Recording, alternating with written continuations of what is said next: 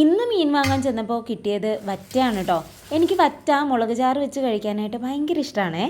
എന്തായാലും മീൻ വെട്ടി വാങ്ങിയാലും നമ്മൾ വീട്ടിൽ വന്നതിന് ശേഷം വീണ്ടും ഒന്ന് നന്നാക്കി എടുക്കേണ്ടി വരും. അപ്പോൾ ഞാൻ ആ കണ്ണൊക്കെ കളഞ്ഞ് മീനൊന്ന് നന്നായിട്ട് ക്ലീൻ ചെയ്തെടുത്തു കേട്ടോ. ഒരു തുടം വെളുത്തുള്ളിയും 2 വിരലിൻ്റെ വലിപ്പത്തിൽ വരുന്ന ഇഞ്ചി എടുത്തിട്ട് നമുക്കൊന്ന് ചതച്ചെടുക്കാം കേട്ടോ. നല്ലപോലെ ചതച്ചെടുത്തതാണ് നമ്മളിതിൽ യൂസ് ചെയ്യണം. അങ്ങനെയാകുമ്പോൾ കറിക്ക് ടേസ്റ്റ് കൂടും. പിന്നെ ഞാനൊരു 20 ചുവന്നുള്ളി എടുത്തിട്ടുണ്ട്. കുറച്ച് വെളിച്ചെണ്ണ ഒഴിച്ച് ഉലുവയും പൊട്ടിച്ചതിന് ശേഷം വെളുത്തുള്ളിയും ഇഞ്ചിയും ചതച്ചത് അതിലേക്ക് ഇട്ട് കൊടുക്കുക കേട്ടോ. അതൊന്ന് ചെറുതായിട്ട് മൂക്കുമ്പോഴേക്കും നമ്മുടെ ചുവന്നുള്ളി ഇട്ട് കൊടുക്കുക, ആവശ്യത്തിന് വേണ്ട ഉപ്പ് ഇട്ട് കൊടുക്കുക. എന്നിട്ട് നല്ലപോലെ വഴറ്റുക.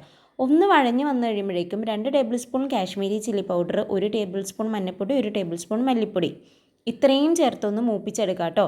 അതൊന്ന് മൂത്ത് വന്നു കഴിയുമ്പോൾ 2 തക്കാളി അരിഞ്ഞത് ഞാൻ ആഡ് ചെയ്ത് കൊടുത്തിട്ടുണ്ട്. 1 കിലോ ആണ് ഞാനിവിടെ എടുത്തിരിക്കുന്ന വറ്റ.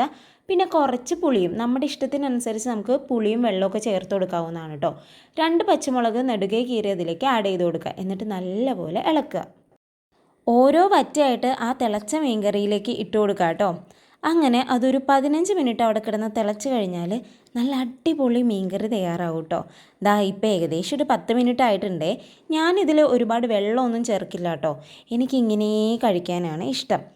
ഇനി നല്ല ചൂട് കുത്തരി ചോറും ഈ വറ്റക്കറിയും കൂടെ ഉണ്ടെങ്കിൽ ഇന്ന് ഉച്ചക്കത്തെ ലഞ്ച് എന്ന് പറയുന്നത് അടിപൊളിയാണ് കേട്ടോ. ഞാൻ ഇന്ന് എൻ്റെ ഡയറ്റൊക്കെ അങ്ങ് മാറ്റി വയ്ക്കുവാണേ. കാരണം എനിക്ക് വറ്റക്കറിയും ചോറും തിന്നാനുള്ള ആഗ്രഹമാണിന്ന്. അതുകൊണ്ട് ഞാൻ ഇന്ന് ഉച്ചക്കത്തേക്ക് ഇത് മാത്രമേ കഴിച്ചെടുക്കുന്നുള്ളൂ കേട്ടോ. വേറെ വെജിറ്റബിൾസോ കാര്യങ്ങളോ ഒന്നും തന്നെ ഞാൻ ഇന്ന് ഉൾപ്പെടുത്താൻ തൽക്കാലം ഉദ്ദേശിച്ചിട്ടില്ല.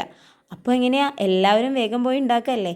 വീഡിയോ ഇഷ്ടപ്പെട്ടെങ്കിൽ ലൈക്കും ഷെയറും സബ്സ്ക്രൈബും ചെയ്യാൻ മറക്കല്ലേ കേട്ടോ.